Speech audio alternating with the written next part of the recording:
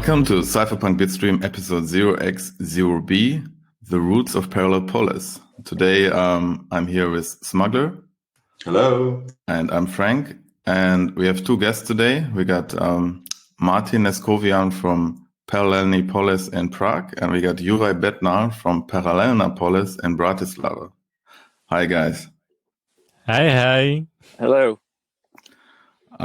Maybe we start with Martin. Do you want to say a few words about yourself so our listeners know who you are and what you're about?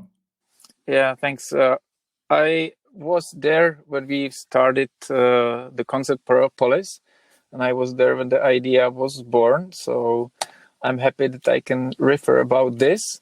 Actually, now I'm not a member of the leadership anymore, but it allows me to dedicate more time to think about the idea and study more and so on, which I would like to talk about now and hopefully on HCPP as well. Cool. And I started in Bratislava. We currently don't have a physical place. We had to let it go because of the COVID pandemic, but we moved to online. I started doing a podcast about liberty and some online courses, and we will hopefully switch to a model that is similar to TAZ0 with shipping containers, hopefully this year or beginning of the next year. Cool. So just to give our listeners a bit of background. So when the Paralelní Polis first started in Prague and we got there, we learned for the first time actually about this concept of the Paralelní Polis, and that it was inspired by the some historic movement, and that's what we kind of want to focus on today. So because we think that a lot of listeners, especially from the West, never heard about this, and there's also a lot of the literature is not available in English. So maybe one of you could start off giving us some historical background and what is actually the concept, where does it come from? All right, maybe we should start about giving some context about the time and place. So it originated in late 1970s in communist Czechoslovakia, and it was as many of you know, it was a totalitarian regime with government that consisted only of Communist Party, and there was no freedom of expression, of political worldview. Actually, the whole economy was centrally planned, and everything had to be approved. So one of the main differences between current Czech and Slovak Republic was that the laws were mostly based on the philosophy that anything that is not explicitly allowed is forbidden.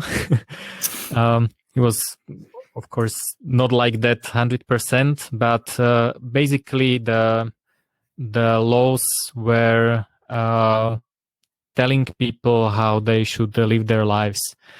And why it started in the late 1970s is that one of the core parallel structures that existed was a second culture. So when we talk about how work and wages were centrally planned, so basically how it worked was that if you were a teacher, you had a degree from a university. That meant that the communists had a sheet which said, okay, teacher from this university, their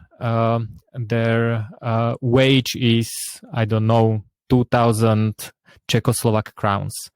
So there was no wage market, nothing. You would be given a job. There's no negotiation about wages or mainly about anything. So, for example, my parents, they studied computer science. They were sent to work in a particular city, in a particular state-owned company. Why I'm saying this? One difference were artists. So artists were actually paid based on the number of based on distribution. So basically, if there's a band or a singer and their song is played on the radio, they get a cut. It's very similar to how it works now. With literature, it was the same. If a writer sold a book, they got monetary reward. So in this way, their income was not kept, and but this also meant that that basically the communists, by controlling the distribution channel, they totally controlled who can create art. So as a counter move to this, there was a thriving second culture. So it was a parallel culture, underground bands, underground authors, underground visual artists, and so on. But they couldn't be paid in any way because they didn't have any access to distribution channels. I have a question, and that is, why the difference between artists and the rest of the economy? Do you know that? I don't know. I have no idea. Maybe it was just how it used to be before communism. So I don't know. But this was kind of the first driver that started this Charter 77. Juraj, what I'm wondering is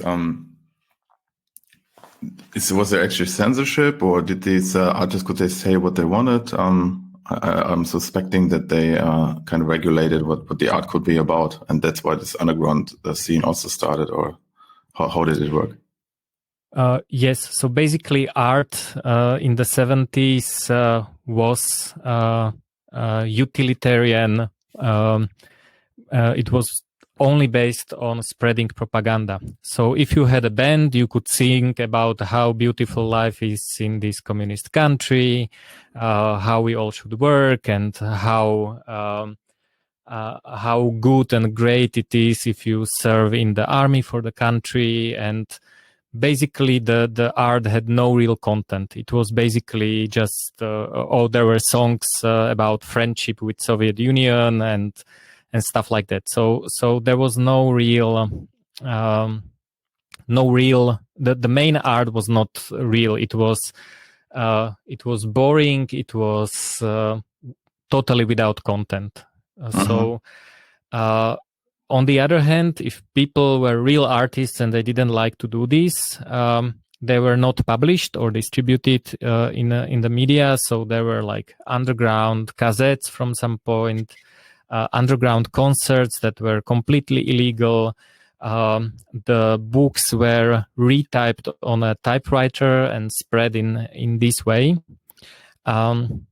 So it was totally politically controlled. It was not even censorship. It was you either are regime artists or you are not artists at all, and the government will tell that you should go and be a miner or work in some bureau or something. So they would say, okay, this is now your job. Just to come back to how it was for everybody else. If I understand it correctly, you were basically born, and then how much of your career would you decide yourself? Like what you would do, where you would work, for whom you would work, what job you would do. How much of that was your own decision? as long as you were the correct class, you could decide quite a lot about what you are going to study, and that would determine your job. So that depended on who your parents were, if they were the members of the Communist Party or not. That depended, of course, if you chose that kind of occupation or profession, but it was not like, oh, I like this company and I would like to be a programmer in this company. Even though they were almost all of them were state-owned, you didn't have much of a choice. You could try, but if you so one of the showstoppers for a good job was if anyone from your family escaped. That's like if your sister or whatever, I'm not sure how far it went, but if any of your family members escaped Czechoslovakia, it would almost guarantee that you would get no job, and your children would not be well educated. What is interesting is that this is kind of spreading of the power through family ties, which is really evil, because I can be, I don't know, a scientist. I would want to work on medicine or biology, and my brother would escape. That would mean that I could not do my job, and I would be sent to, I don't know, collect trash or anything like that. So this was very evil, and this is how people were one of the ways how people were kind of confined to the country, because they didn't want to cause any harm to their family members. Yeah, plus it would incentivize the rest of the family to snitch against you, right? It would. There were many other ways how they were doing this. The secret police called STB, Státní bezpečnost, which means state security.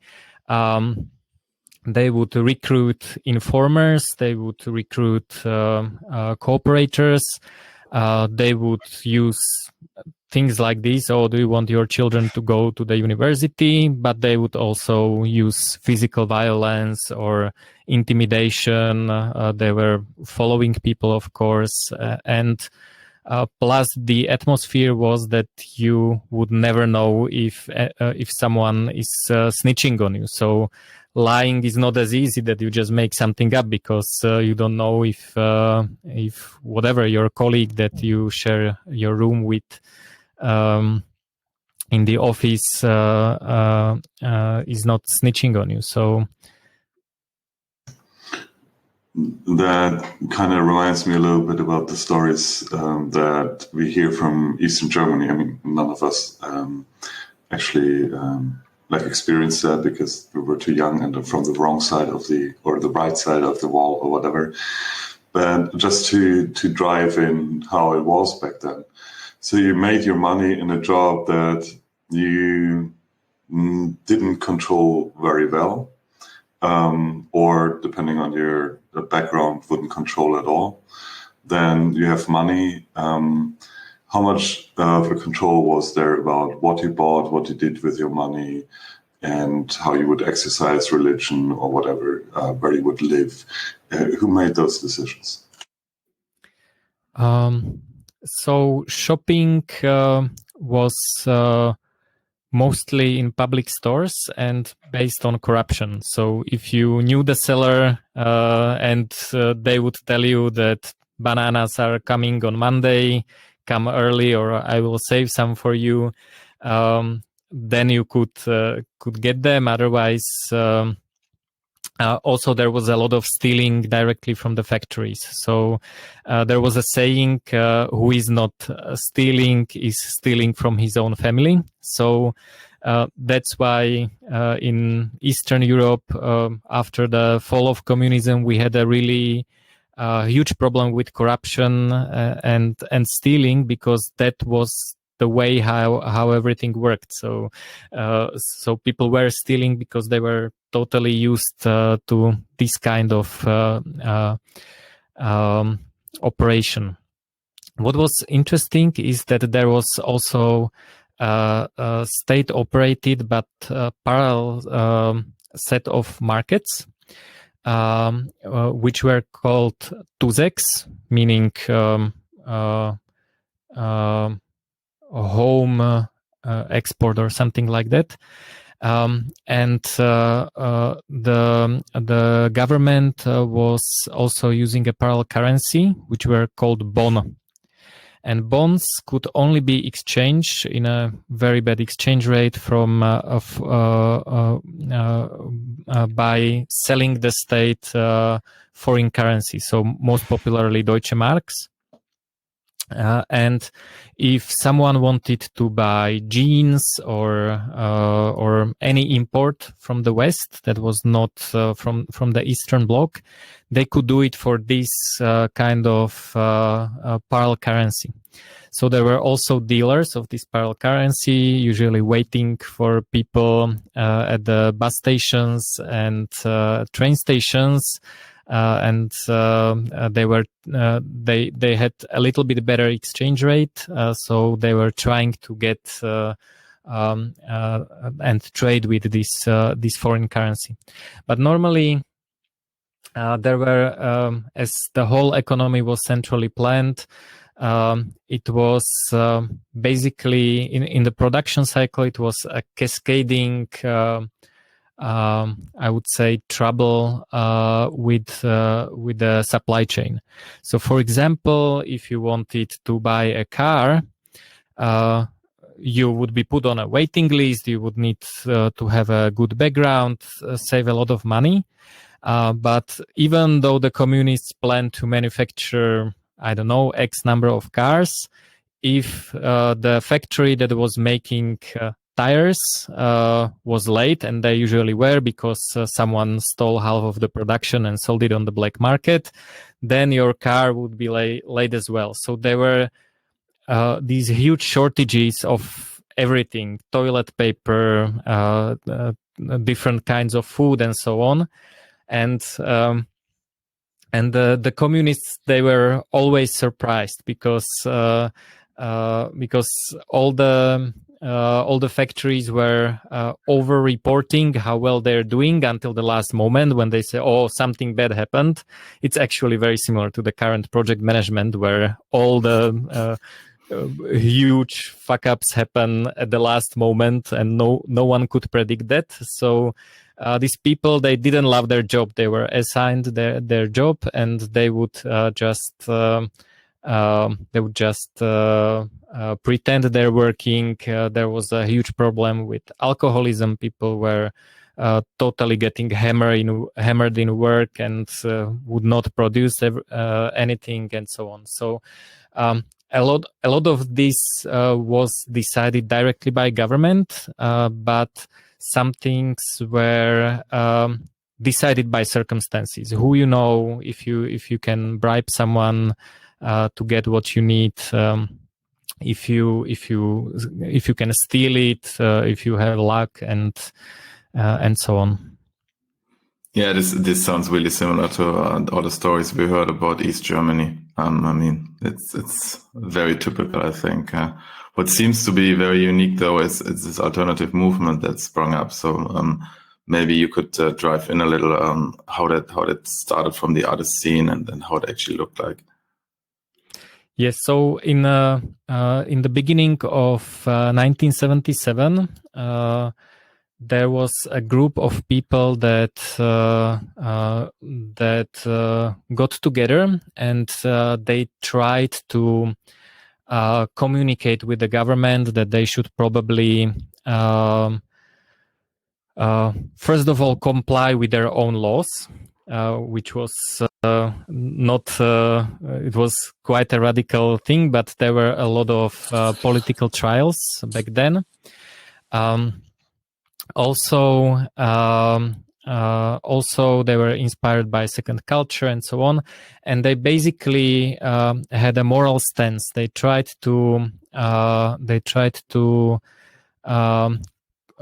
tell the government publicly by signing this public document, which was signed by a lot of important people, both directly from the underground movement, but also reformists that just wanted the current communist regime to be more humane and moral, let's say.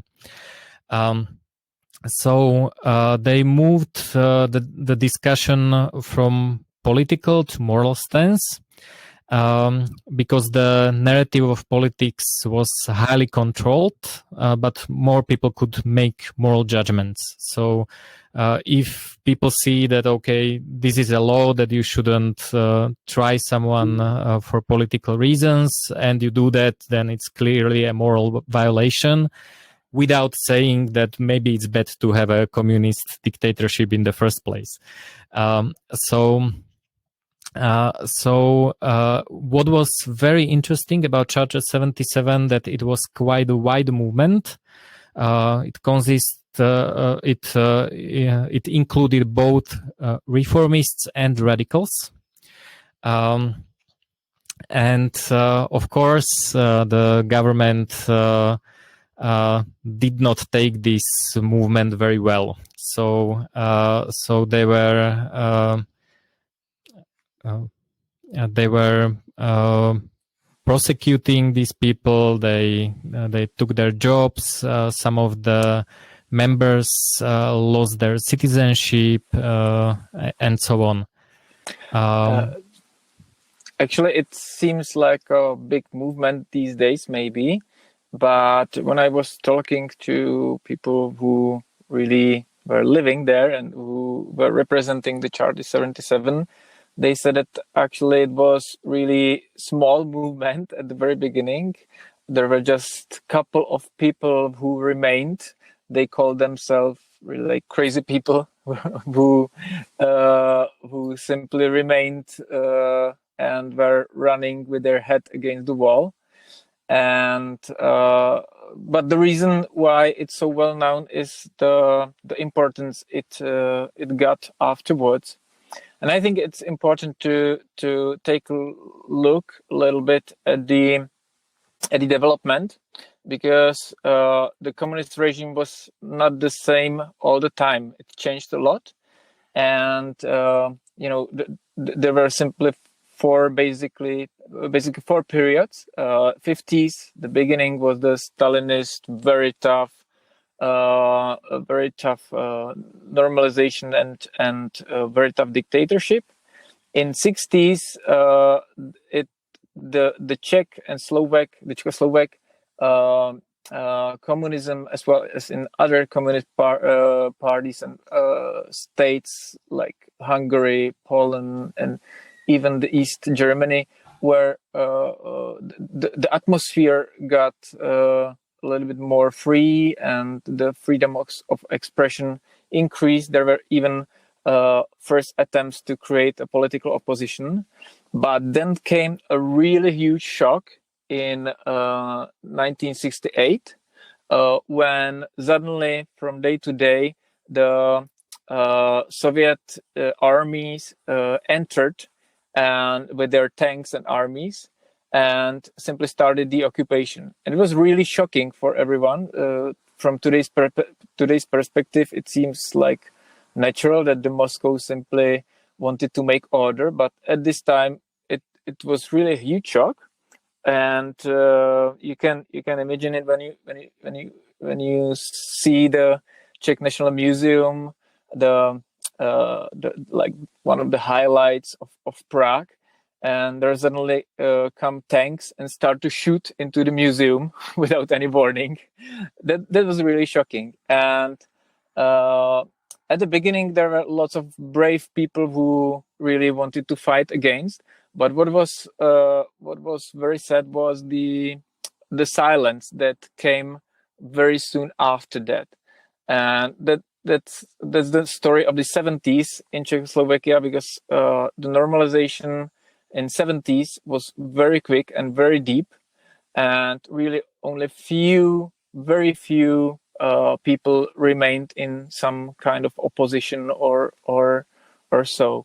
And in '77, this Charter 77 movement was based on very simple principle, very simple idea that we're gonna just defend human rights. Can you explain the term normalization, please? Yeah, that's a very good point, because those who have never lived in any post-communist countries might never heard about it. But normalization in practical life means that the only way to survive or to live in some acceptable way is that you simply play a role, and the role is predefined. So you become just a part of the machine, and if you don't work properly, the machine kicks you off. It kicks you out, which means in practice that if you don't work and speak and act as expected, you become unwanted person, and they simply find the reason how and why to get rid of you. And they were using the most invasive methods you can imagine. They were intercepting people. They were creating fake stories, fake accusations, whatever possible. Today, in the era of talking about fake news, it's really like very little fake in comparison to the normalization in the communist era. One of the examples could be how the communist regime reacted to Charter 77. They immediately started a campaign against the people behind Charter 77, and there were articles that those are the people who are disseminating Black Death around, who are poisoning wells of people, and so on and so on. Really, like, very, from today's perspective, very crazy stories, drug addicts and so on. But at the times, it was the only information that common people could get if they weren't part of a very small chain of information exchange that was not the official one.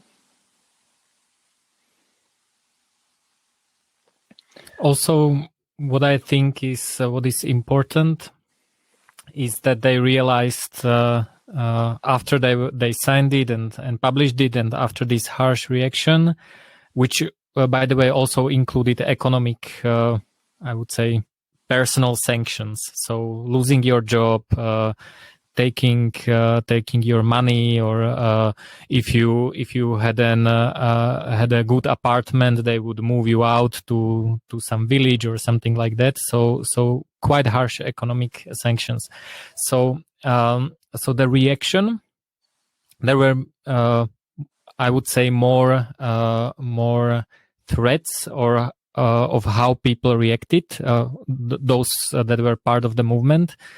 But one of them was Parallel Polis. So maybe we can actually say what it means. I think they didn't call themselves Parallel Polis.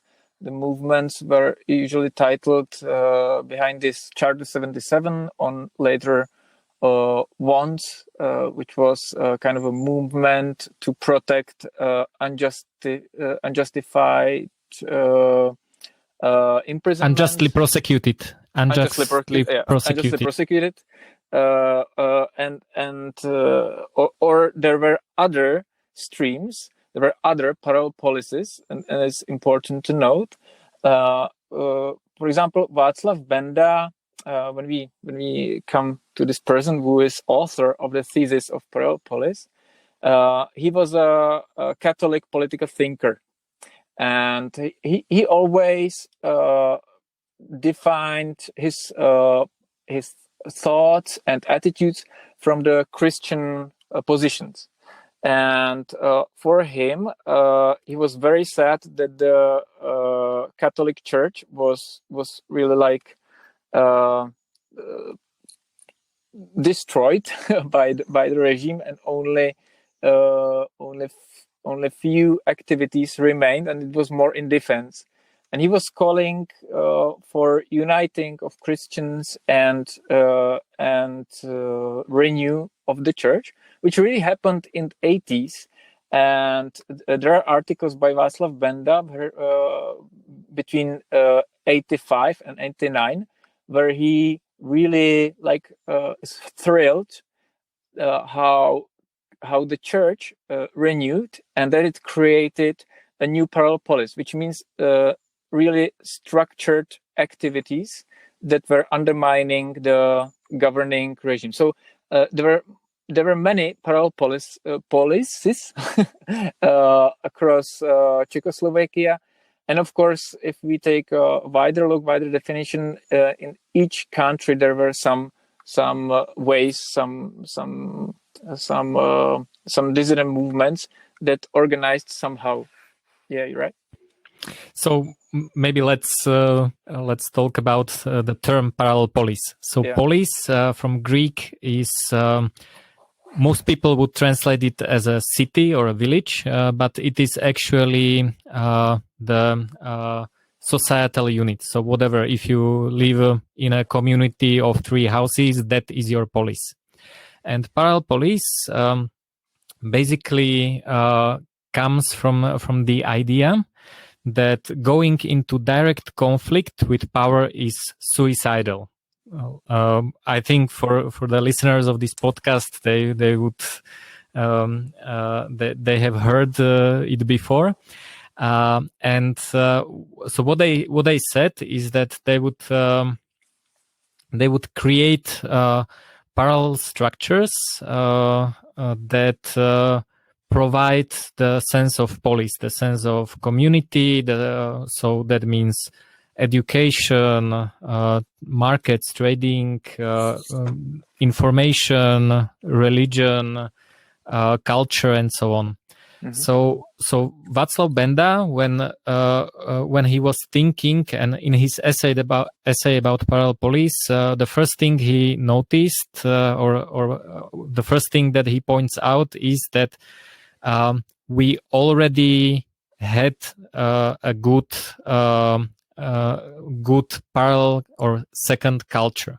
So those underground bands and artists that we were talking about were already a parallel culture or parallel structure that worked. So this was an example that it could be done.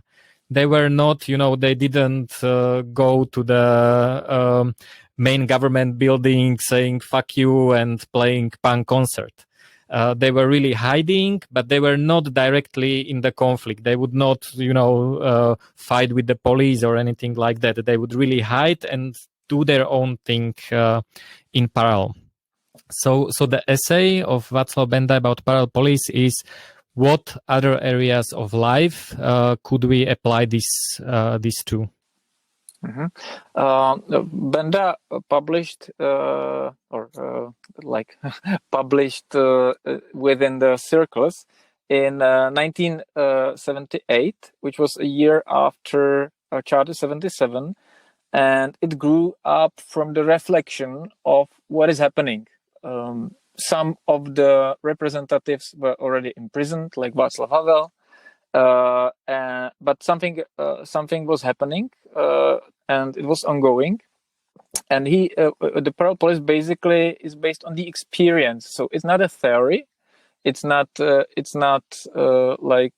something that grows from the academic sphere, but it's rather a description of strategies that were already approved and that worked. And since Václav Benda was primarily a politician, and he called himself a conservative politician, so he was very much criticizing this attempt of Charter 77 to remain unpolitical. And unpolitical meant that Charter 77 claimed that they only defend human rights, and they didn't have any opposition political program to push. But Benda's idea was to really create a functioning structure based on some moral basic standards, let's say, and ideas that would unite the people not only under some kind of protest or human rights protection, but he wanted to create really a political, in the wide sense of the word, political power, so I think that's important to perceive it under this in this way. So maybe we can talk about the parts of Parallel Polis that he thought were important. So we were talking about second culture that was being used as a model, one of the models. Then there was parallel educational system. So Benda in his essay said that the state security agents knew Benda's children by name, so he had no illusion about their options to be properly educated, and he realized that he needed to find a parallel solution for them. So again, this is not let's call for a reform of educational system and make it more inclusive as a direct reformist political movement would do. It was basically, okay, we have these children, they need to be educated, so Thursday evening, 6 p.m. in my kitchen, I will do a talk about Western philosophy or something like that. So it was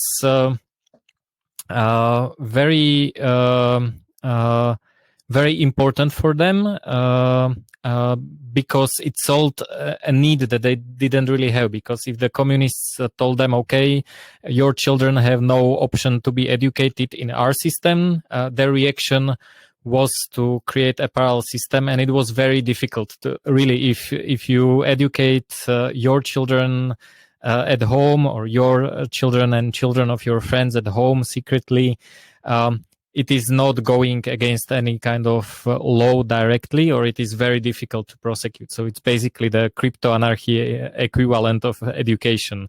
If they don't see it, if they don't know about it, and they don't know who is teaching, they don't know who is attending, then it is very difficult to prosecute them. On the second hand, it was an environment that was full of spies, collaborants, and people who were trusted by the community, but they simply collaborated and gave the information. So I frequently ask a question myself, how reputation systems that we talk about a lot could solve this. And for me, it was really interesting to talk to the people who really alive this. For example, Jan Urban, who was a chartist and later dissident. He told that when the Communist Party went too much after him, he really stopped to trust everybody, beside people who he knew from the primary school, like really people who he knew from the childhood. And I'm asking myself if we have tools or ways how reputation system can replace this in environment of total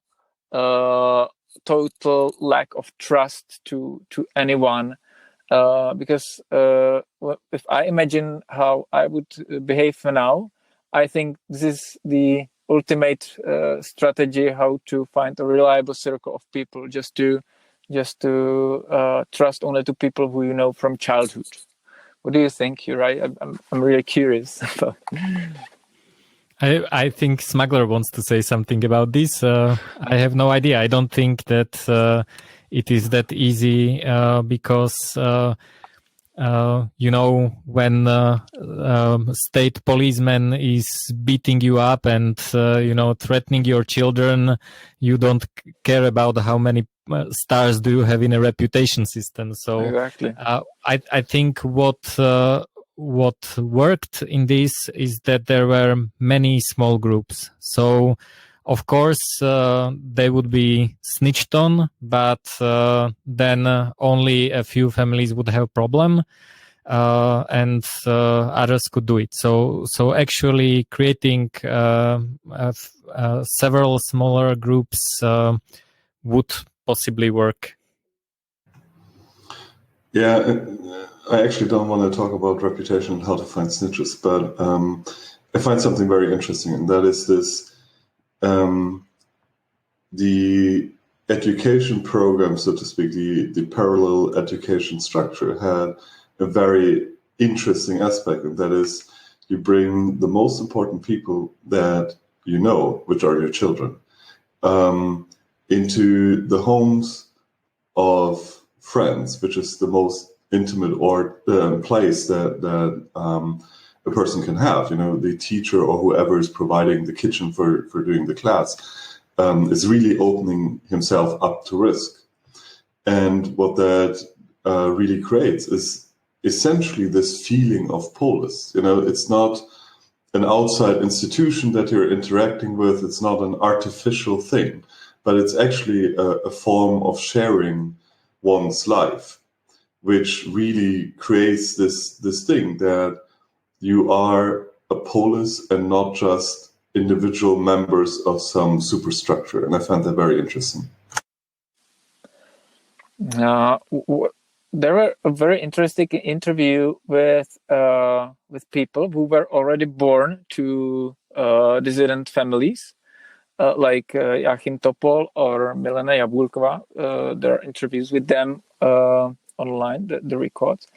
And they described that the educational system developed to multi-level system, which basically the homeschooling was like the basic part that the dissident families had to do. They didn't have any other option because for them it was unacceptable just to leave it up to the official system, of course. But as many universities had to get rid of the best brains of the era, like philosophers like Jan Patočka and many others, they simply started to organize so-called apartment universities, which were simply as Juraj described, that they made appointment at some flat in some private space. And it increased really into a structured system where the whole semesters and so on were happening. So it was not just occasional sessions, but it was really organized educational system that developed later on, and lots of the dissidents really got most of their education there. They used later. So basically, it turned into a secondary and tertiary education system, like including university.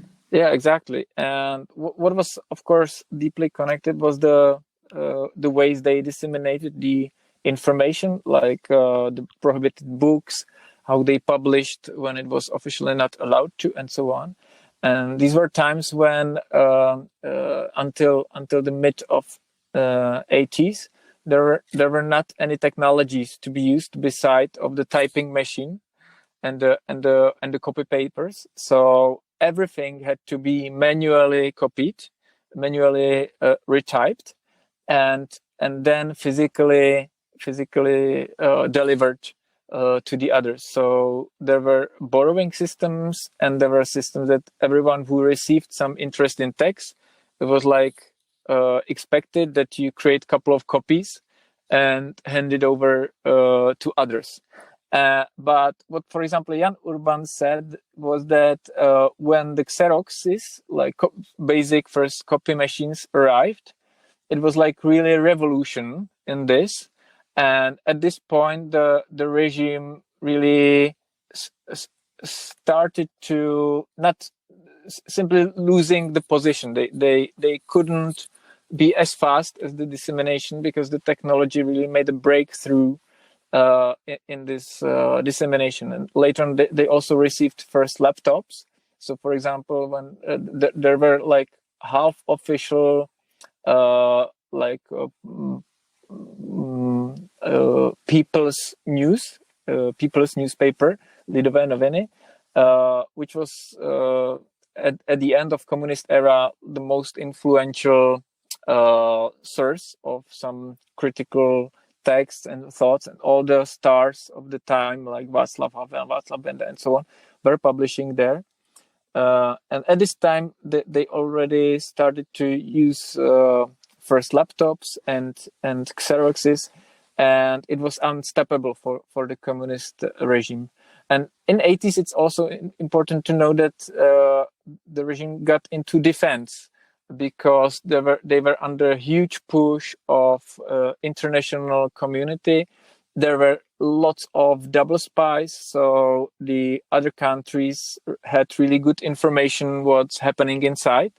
And Urban, for example, described situation when he was imprisoned in the morning, and in the afternoon, the Czechoslovak attaché in Vienna was already asked by other Western attachés, like, why did you imprison Urban? What's happening? And so on. So the regime got really under big pressure, but in the same time, nobody expected that they will alive a day when the Communist Party will fail.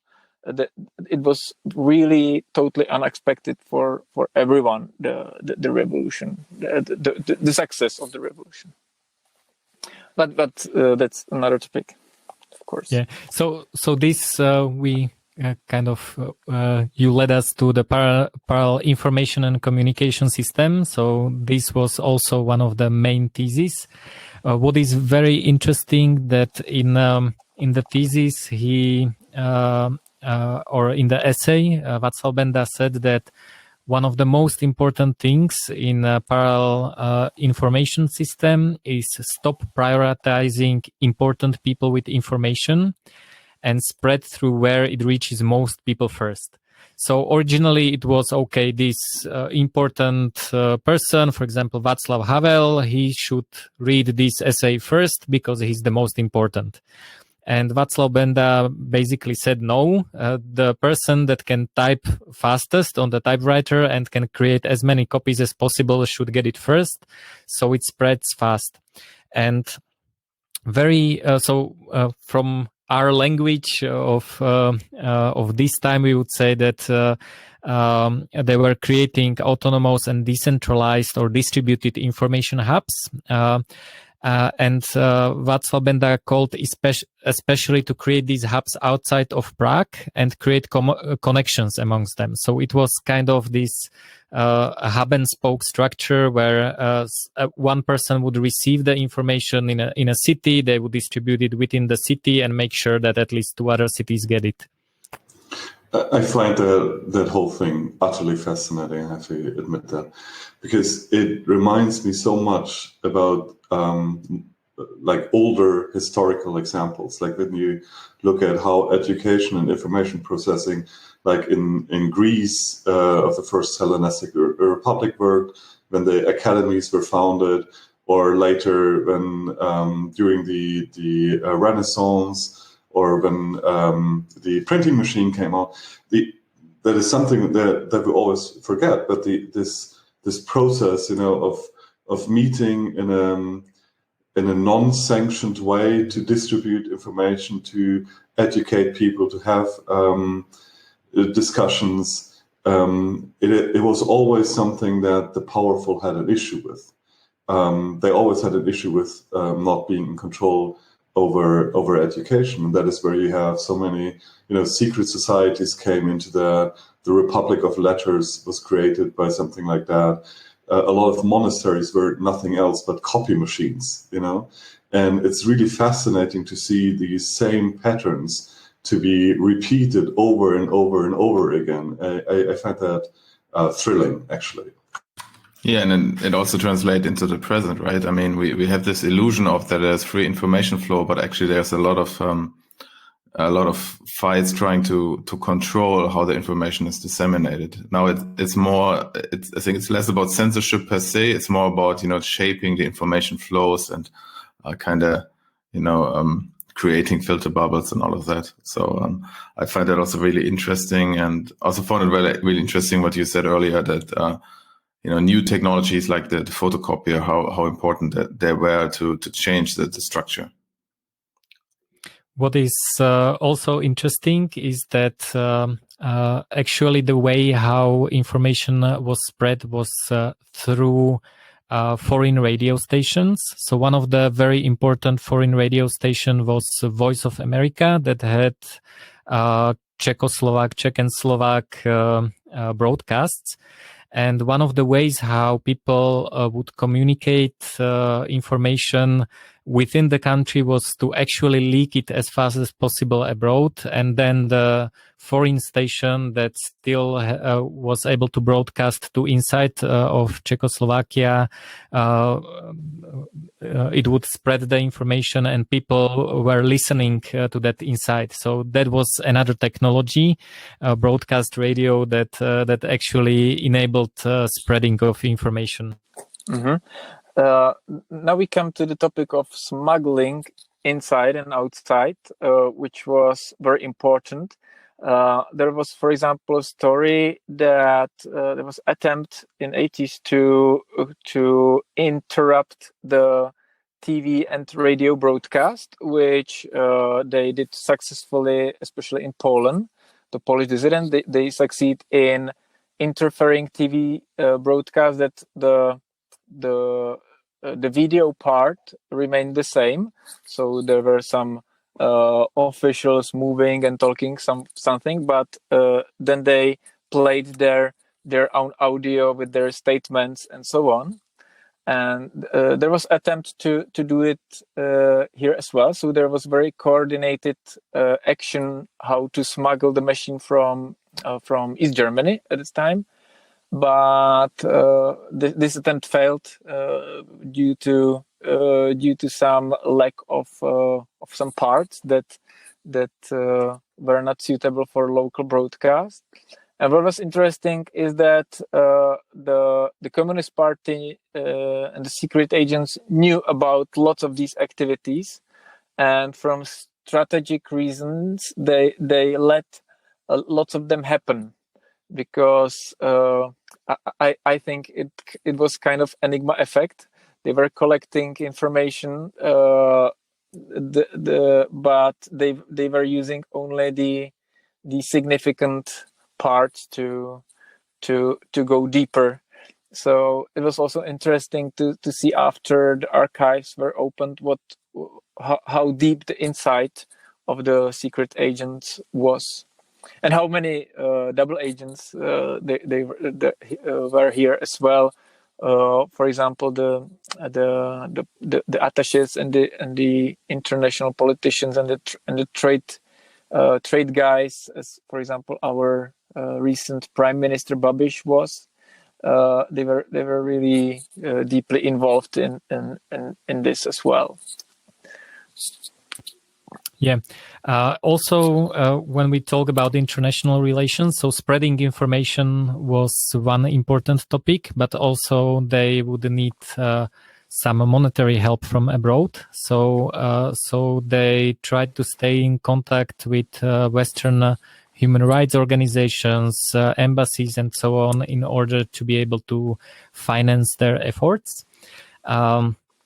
And also there was an important part, which was cooperation of people inside the Eastern Bloc, which was quite lacking. I think it was it could have been better, but there's a quite a big problem that you, for example, some guy from Prague, if he wants to communicate from someone from Poland, they don't know if they're not a state agent, versus if it's an agent or if it's an employee of US embassy, it is more probable that they are not working for the Czechoslovak government. So yeah, that was an important part of this international cooperation as well. We have another part of Parallel Polis, which is parallel economy. Parallel economy, from Benda's point of view, he was a little bit scared about it, because as we were talking about in the beginning of this podcast, a lot of the parallel economy was based on bribes and corruption. So he didn't especially like it that much, but then he realized that it's especially required because economic pressure was kind of the first attack on artists, on intellectuals, and so on. So it was not that they would directly imprison you, but they would create this economic pressure. So the ability to trade, to exchange goods and services, and basically create a parallel economy, something that we would probably call a black market or a market right now, was important to him. But it was very interesting that he was not this, radical capitalist and everything, should be voluntary and there should be exchange of goods and services. His point of view was more about helping people affected by the regime by charitable donations, trying to help people earn money if they are under any kind of economic pressure and so on. So in our current Parallel Polis, we focus more on parallel economy actually than they did, but they realized that it's an important part of Parallel Polis as well. I just want to clarify something and to be sure I understand it correctly. So all of these things, they're not just in parallel in the sense that they're parallel to what's going on in society, but it's also parallel in the sense that the people also still participated in the normal activities, right? So the children still Yes. went to the state school, people still went to their state jobs, and all of this other stuff happened parallel to that. Is that correct? That's exactly. So the idea is not to get into a direct conflict with the state. So there was mandatory education. So if you didn't send your children to state school, you would end up in jail. So it was not optional. And the idea is that you basically pretend to an extent that is possible that you are just a normal citizen, doing whatever you're told to, but in parallel you are participating in all these activities. So even the authors of literature, the singers, the bands, they were all whatever, manufacturing toilet paper in the factory during the day, and they would secretly sneak out and play in a band, for example. So yes, it's exactly how you said. Okay, because I think that's also today really important to understand that building alternative usually requires having this gradient of being in the normal quote society and doing alternatives.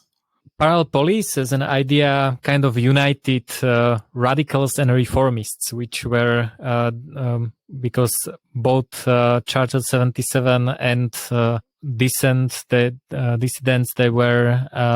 had different opinions about how to handle this situation. So for reformists, they wanted the communist regime to change for the better, so maybe better schools, maybe solve economic shortages, supply chain, better relationship with other countries, and so on. They simply had their political ideas on how to reform the system. And Parallel Polis also gives them a way to do this because by creating something better, that's basically an inspiration. Look, here's a better way to teach children. Please take it to the mainstream society, and so on. So for reformists, it was an option to prove that something is working and then give it to the mainstream society. For radicals, they wanted to change the system completely, and there's no better way to do it than to build it first secretly, and then hopefully it will become more mainstream. So basically, Parallel Polis was kind of an uniting idea that brought together both reformists and radicals in one, let's say, political program or strategy that actually helped them in their respective goals, but the strategy was the same for both sides. Yeah, that is actually a really good perception there. Another thing that I'm really interested in is the question of what role the black market parallel economy really played. Because when you were talking about the measures taken against people that were not conforming with the regime, and how they were suppressed economically, etc. I have to say that it kind of reminds me a little bit of what is happening by accident, so to speak, in Western countries today. It's not really the same thing, but the power of economic control to make sure that you're a good piece in the machine is something that we see as well. You know, when it comes to who can you pay, what kind of business can you run, what license do you need? In a way, economic activity is basically the most regulated activity that we have. And so I'm interested in your perspective on what the parallel economy looked like, how it functioned, and how important it was. Okay. At the times of communist Parallel Polis, during communist regime, there were not many options really. They didn't have the cryptocurrencies they could switch to. So most of the people who got economically oppressed were simply poor. And the only thing that worked in the community was the solidarity among the people. So those who had some money, they simply donated and tried to keep those who were oppressed the most alive somehow. And there was also a very important power that wasn't mentioned in the dissemination of information, but it was also very important for that part. And these were immigrants who left the Czechoslovakia or other communist countries and continued to support the dissident movement. There were a couple of publishing houses, like 68 publishers in Toronto and others, who were receiving raw texts, and they were publishing these books, translating and publishing. And from the money they made, they tried to support back the dissident movement. So the money flowed from abroad, which of course was not simple. It was quite difficult to get the money here. Was also a significant part of it. But otherwise, I think just solidarity and some basic trait among the people were the only things that remained. So don't think about it as a crowdfunding campaign for Václav Havel or something. It was more like, okay, here is a box of apples from my garden because I know that you have children and you have problem. Here is bicycle I no longer use, and so on. It was not sophisticated economical operation or something like that. Yeah, I remember a nice example how the black market worked. there is a so-called Bridge of Intelligence in Prague. It's called like this because it was mainly built by very educated people who lost their jobs, and they were simply sent to build a bridge. And there were like doctors and lawyers and many other professions. So at this time, when the bridge was built, there was created this habit that if you had some problem and you needed some specialist, you simply went to the construction site, and you searched for medicine or a lawyer or whoever you needed, and you searched the services unofficially. So this is how they worked in practice. Man, what a waste of resources. It's incredible.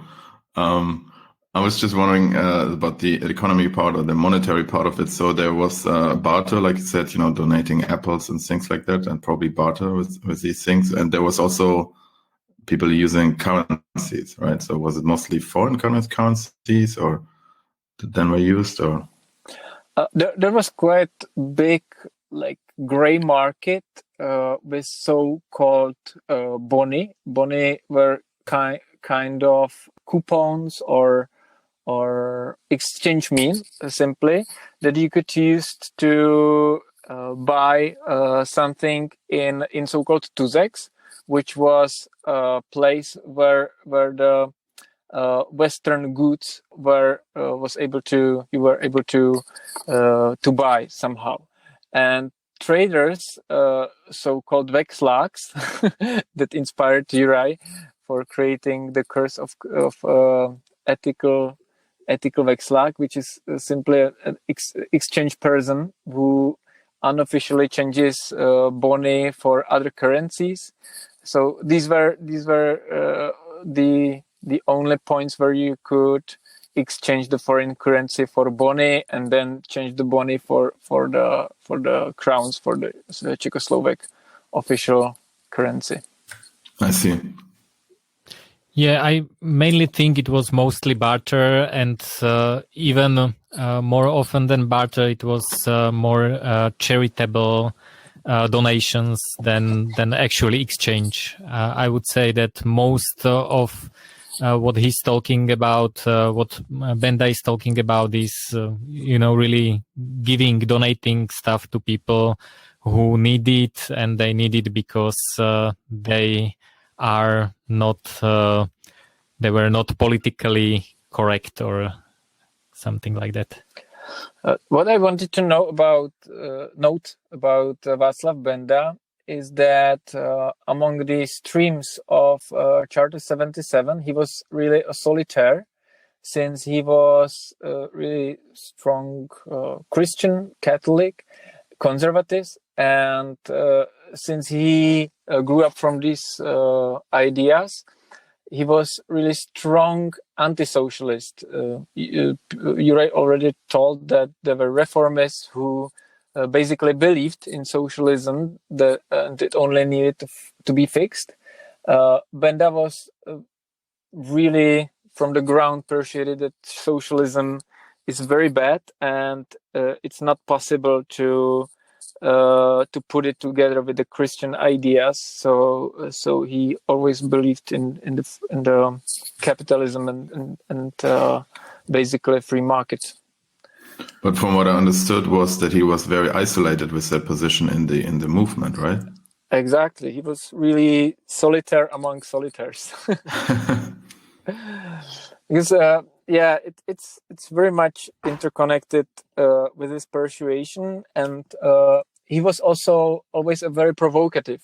When you read his texts and you understand it within the context of the discussion and so on, he was quite controversial, even within the Charter 77 movement, and that's why he also wasn't that much loved, let's say. And he considered himself as a kind of potential leader for the Parallel Polis that could one day become the major polis, let's say, that could prevail the totalitarian regime. And there was another Václav who was naturally developing into leader. That was Václav Havel, and I think that's the reason why Václav Benda didn't become the Václav Havel, because Václav Benda was much more provocative, much more critical, and he demanded like much tighter to really fight against and so on. And Václav Havel had totally different ethos that was finally much easier to accept by wider society when the condition changed. And as you probably know, Václav Havel, as one of the most visible faces of the dissident sphere, became president after the Velvet Revolution. And I think Václav Benda was a little bit disappointed that he fell back. So he created this Christian Democratic Party, and he wanted to become the leader in the common political way, but he bet on the spread of Christianity, which in country with the highest atheist rate in the world was not the best bet. So he didn't succeed with his plan. So that's a little background. So he was much less known than Havel. And how did it happen that Paralelní Polis actually kind of dug him up again and used him as an inspiration? And how did it connect to crypto anarchy, which is also a very prominent concept in Paralelní Polis? I'm curious how that actually developed. Yeah, there is quite interesting story behind it.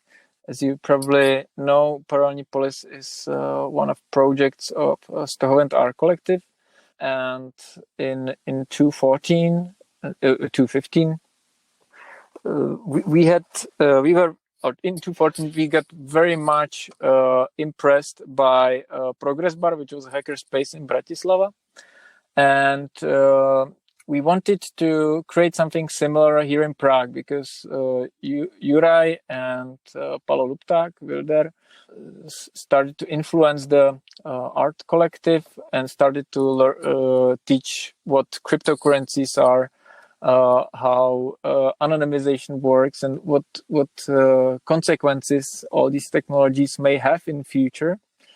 And we realized that something very important is happening here. And we wanted to create a space where these thoughts will be discussed, revealed, and we wanted to simply have a place where we could meet with hackers and other people who are interested in crypto technologies, basically said. So we were searching for a place where to stand. The original idea was to have something similar like Progress Bar, like a small flat in the center that would be easy to finance from membership fees and so on. But then Romantics came up with a house in Prague 7 in Holešovice, which was much larger than we intended at the beginning. And when we entered the house, it started to talk to us that, hey guys, you can do something much bigger. It doesn't have to be only a hackerspace. It can be a place that promotes this idea in many different ways. And we started to talk about it with other people around us. And I remember an evening when I was talking to my friend who studied political sciences, and he said like, hey guys, the thing that you want to do is something that Václav Benda called Parallel Polis. Do you know it? And I said, wow, interesting. And I started to, and I remember that I immediately wrote it to Romantics that, hey guy, remember this phrase Parallel Polis? We have to take a look at it. And that's how it started. We realized that this is exactly what shall happen. Not just another hackerspace, the workplace for geeks, but a place that is that's much more focused on promotion to the wider public, and to discussion and other things, and also to practical use. It was very important at the beginning to create an experimental place where we can really do the things not only in theory but also in practice, and this was all connected to it, as well as I think we were a little bit more freedom sensitive than others.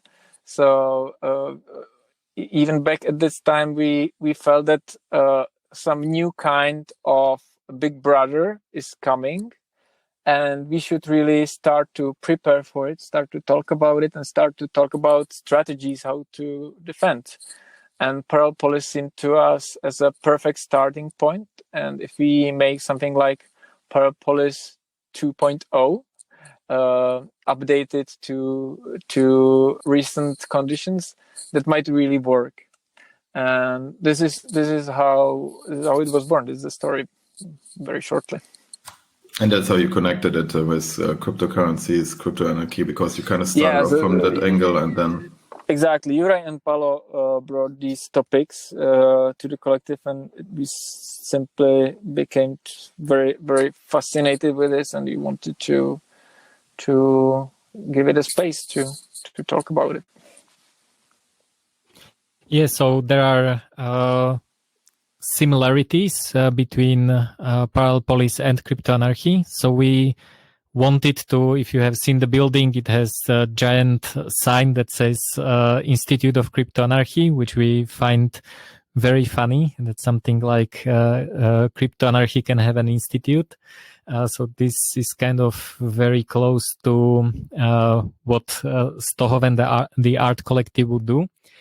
And the idea of crypto anarchy is about creating these parallel structures, but not in a physical world, or not primarily focused on physical world, but on a virtual world.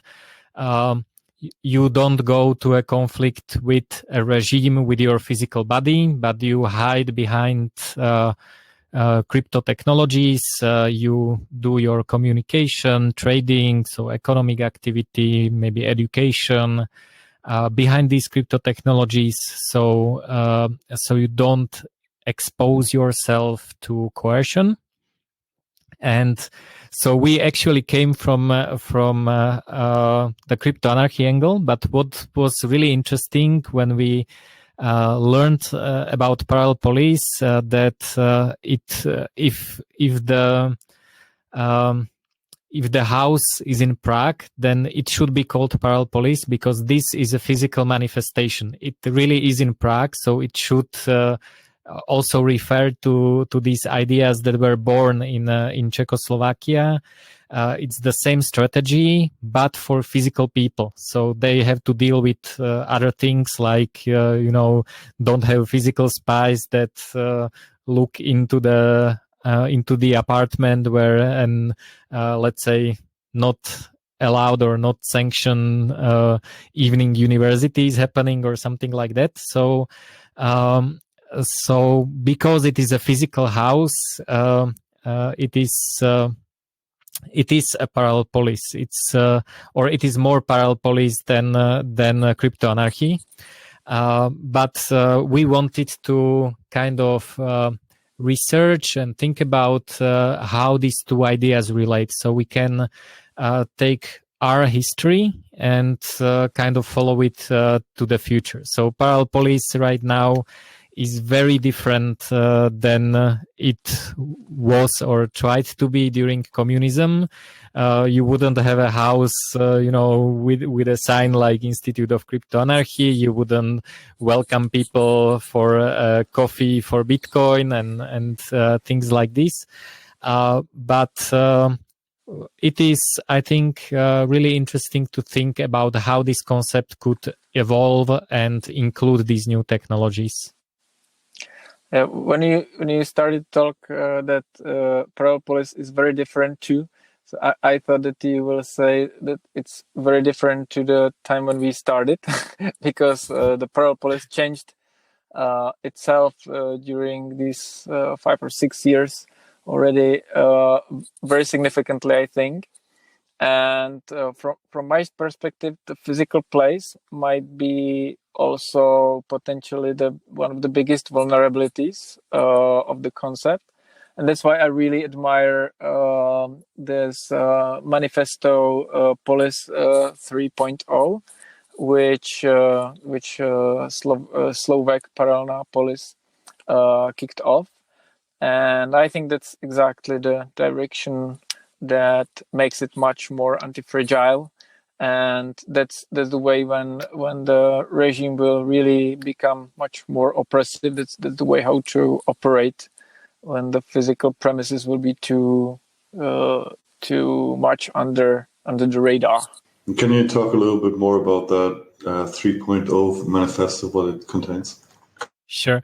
So basically the idea is to expand in two areas. So we, before the COVID crisis, or right at the start of the COVID crisis, we realized that our current space doesn't make sense economically. We were basically renting it out to some outside events just to make enough money to pay rent. So that's not what we signed for. That's not what we wanted to create. So we decided, okay, now we need to think about some next steps. And the COVID crisis or the lockdowns allowed us to go into two different directions.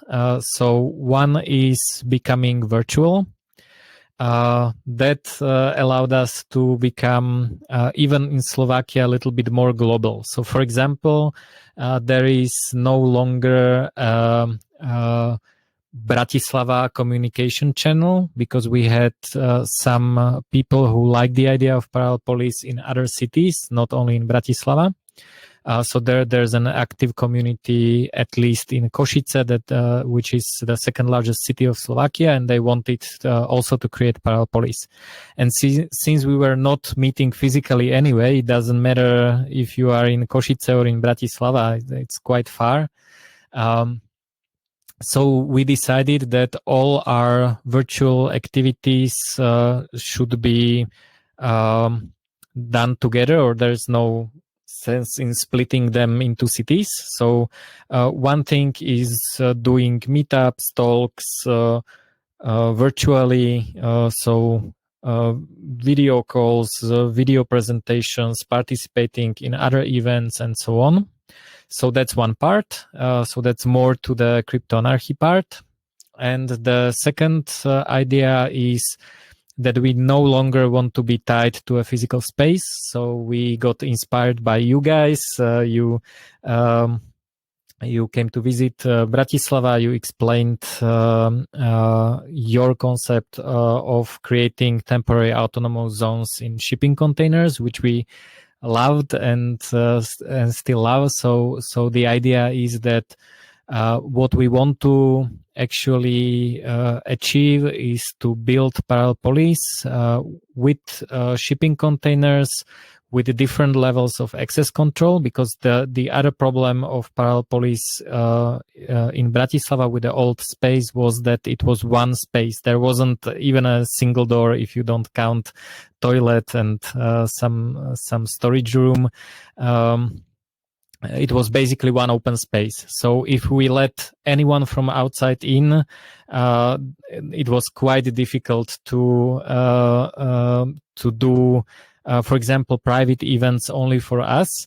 So we kind of had to create a really late evening universities in the sense of the original Parallel Polis, because after closing the space, we would just lock the door and then we could do what we wanted to do. So that was not really working for us as well. Another thing is that so access control for a particular container is a really good idea.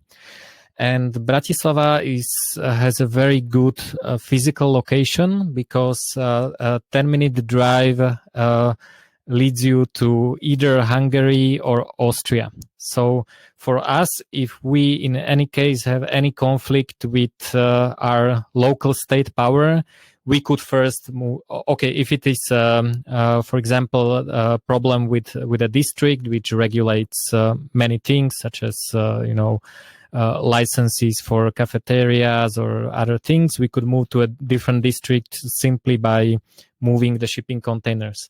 But in case that our activities are in conflict with any state laws, which they are not currently, but we don't know what future laws may be passed, we can simply take our containers right across the border to Austria. There's even a city bus of Bratislava going to Austria, so you can just use public transport with a local ticket and go to Austria.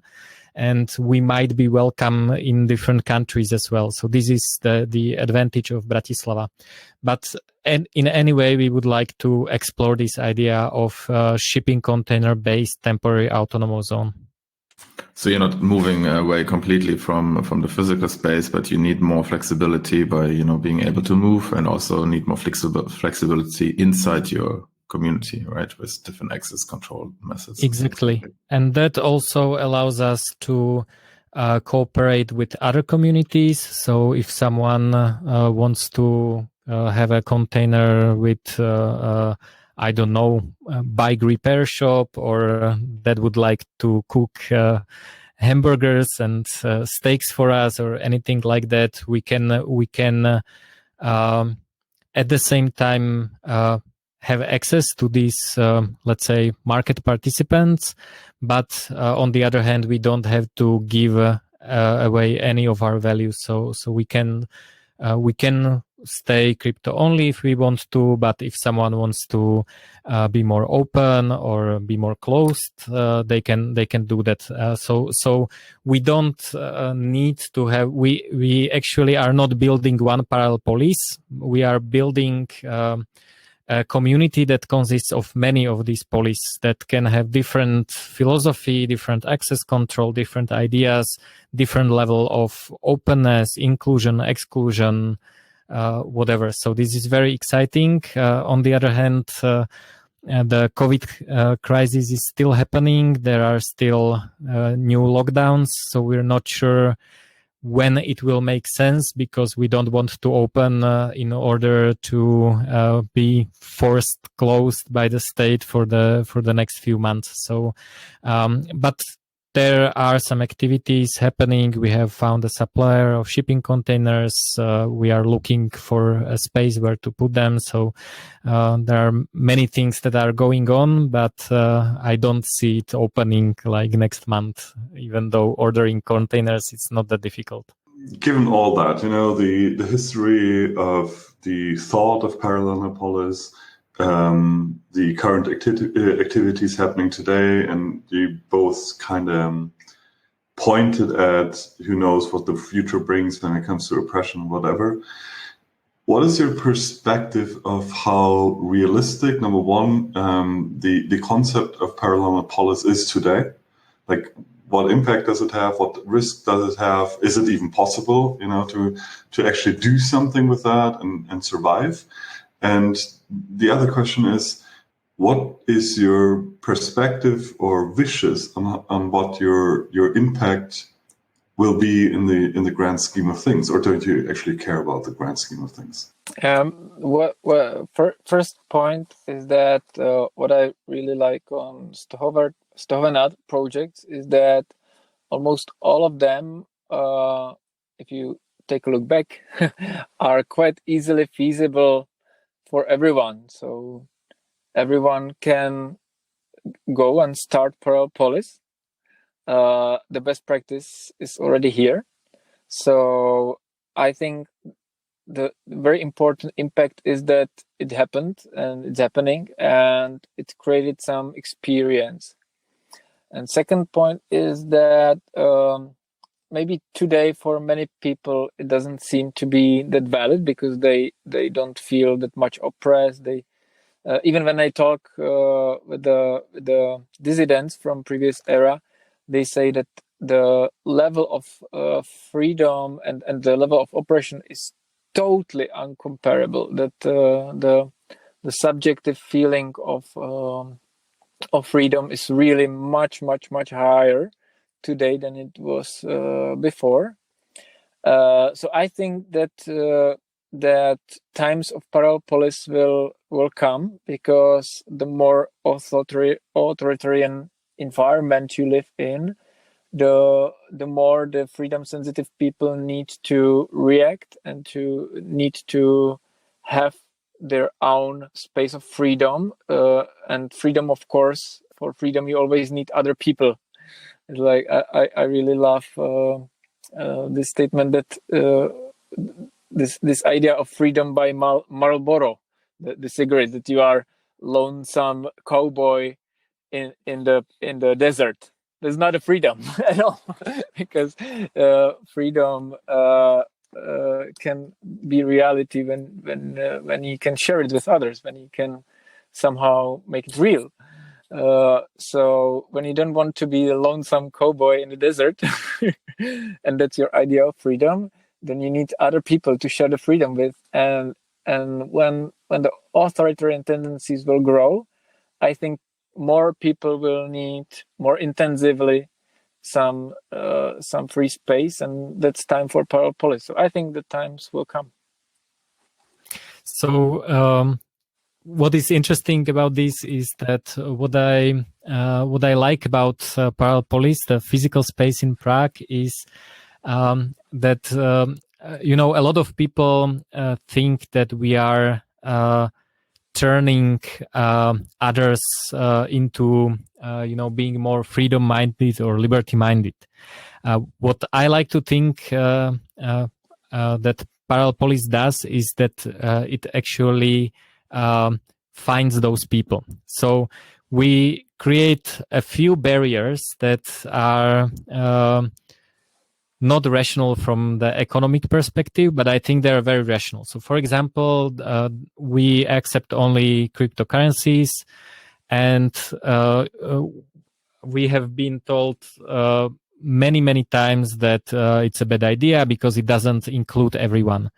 But we don't want to include everyone. We want to find those people that think that these ideas of freedom and parallel society are important. And it is just a small barrier. They don't have to love crypto. It is just a small barrier that they say, okay, we want to become part of community where freedom is important. So we go through this barrier. We invest time into installing the wallet, and then we can then we can participate in this community. And so that's one thing that I liked about this. It's not about bringing freedom to everyone. So from the point of grand vision, I think most people don't want more freedom than they currently have. They actually, I think most people want more. They want to need to make less decisions, and they want others to decide for them. So Parallel Polis is definitely not for everyone. It is basically filter for those who care about liberty. That's one thing. Another thing is that from the artistic point of view, I don't know if Martin in Prague sees this way. But what is happening when you enter the space, it looks a little bit alien. There's weird music playing because we only play Creative Commons. You need to use the ATM in order to get the funny crypto coins. And it's a very different atmosphere. There are things printed on 3D printer everywhere. So it creates a kind of short shock that you are in a very weird place. I think it's a little bit similar to what squads do, although we pay our rent. But when you enter a squad, you enter a totally different philosophy. These people don't think like quote normal people do. And you need to kind of be perceptive and absorb their philosophy first in order to be able to participate there. And there are some people, and it's happened many times in Bratislava, in Prague, they enter, they realize there's a barrier, there's something weird, and they just turn around and leave. And we have, so this is my opinion, it's not a consensus of people that are building these places, but for me this is a good thing. Maybe the person will come again later in half a year and will have a different, maybe they just were not in a mood or they didn't have enough time to interact with us in a way that we like. But we believe that this introductory barrier is very important to find those people that already care about liberty. So that's one thing. And for the future, this is very often the case. People say, "Oh, you couldn't have a building, a black painted building with a sign Parallel Polis or Institute of Crypto Anarchy in a more totalitarian regime." And that's true, but I like to remind them that the idea actually comes from a totalitarian regime, and it's a valid working strategy that was developed as a counterpoint to oppression. And of course, if we were now in Iran or in North Korea, the Parallel Polis would look very different. We wouldn't have a building in the center and welcome people and, kind of nudge them into using crypto coins. But it would still work because parallel societies in the past with temporary autonomous zones, the description of Hakim Bey, the ethnic minorities that create their own parallel structures because they don't feel integrated with the main society. This all happened before and is still happening. So this is not a strategy for, a nice liberal democracy and free world. This is a strategy that needs to adapt to its current conditions. Yeah, I totally agree with you there. I think it's really important to not mix up the outside manifestation with the philosophy, and the outside manifestation has to adapt to changing circumstances. I mean, that's the same with the idea of using shipping containers. I mean, using shipping containers is not based on we have a philosophy of shipping containers. It came from the thinking about the problem and then coming to the conclusion that right now, in the given circumstances, we think this is probably one of the best methods we can use to realize the philosophy. And if, circumstances change, then there might be different things that are better than that. Yeah, you're right. As we were talking about North Korea and Iran, I realized that in wide sense of the term Parallel Polis, maybe Parallel Polis is something like anthropological constant, which means that there will be always some liberty-sensitive people in society, even in the most brainwashed nation in the world, which is the North Korea. There still are young people who try to smuggle in the foreign movies and other information and so on. So it's obvious that the regime did not succeed, even though it's really like the best machine for the brainwashing that was ever created. They did not succeed. And of course, there is some Parallel Polis in North Korea. We only know a few information about it. But it's a very, very general statement, but maybe Parallel Polis is something that is included in our nature, in our genes. I actually agree, because if you look at history, as I mentioned before, when it came to education, we have done basically the same thing over and over and over again. And I actually believe that doing that thing is what brought humanity in itself forward the most. It is actually these non-fitters, slightly outsiders, free thinkers, radicals, or disappointed reformists or whatever, that actually lead to the development, and that we are standing on their shoulders right now.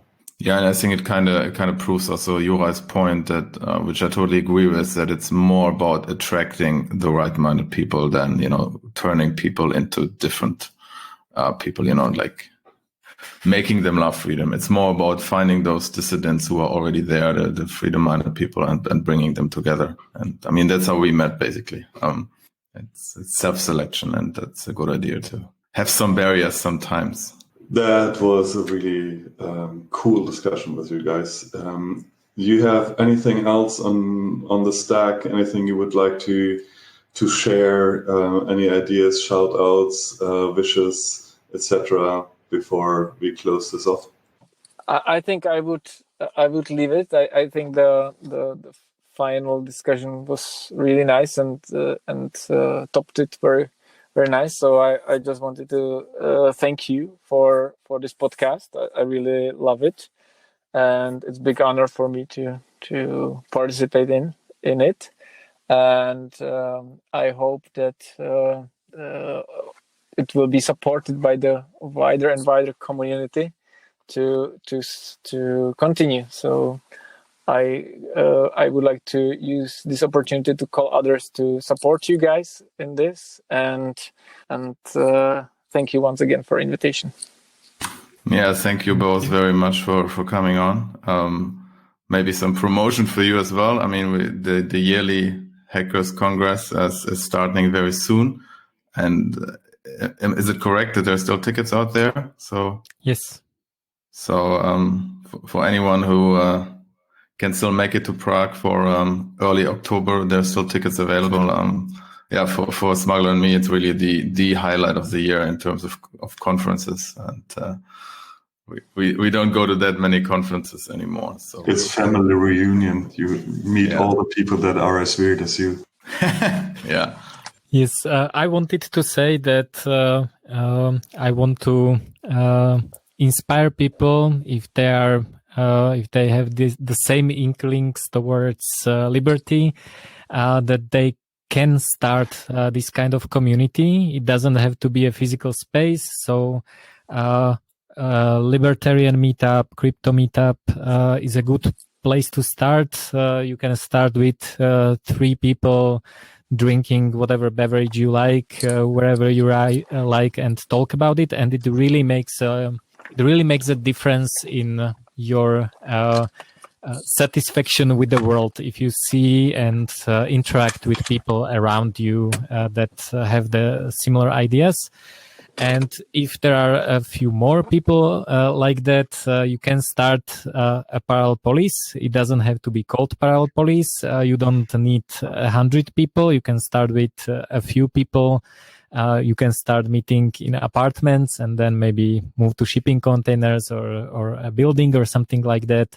It's a really open idea. We are only inspired by our history from Czechoslovakia, but you can start it in Mexico if you want, and it will probably make a lot of difference in your life. And in my life, what was more important is that through Parallel Polis, I met a lot of really interesting people that I actually like to work and interact with. So I found business partners that I can trust because they have similar values to me.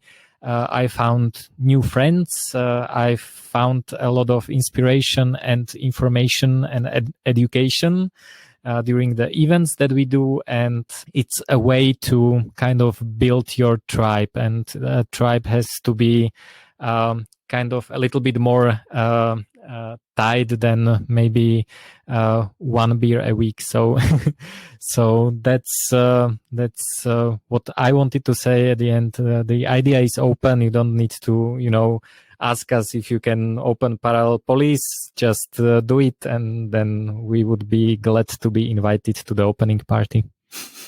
Thank you. Absolutely. Yeah, it's actually a good point that I think that this self-selection actually led to the situation where I have more in common, with you guys from Czechia and Slovakia than with a lot of people in Germany. And through technology and meeting in physical spaces, you actually can really connect to people that are not usually from your own country or city.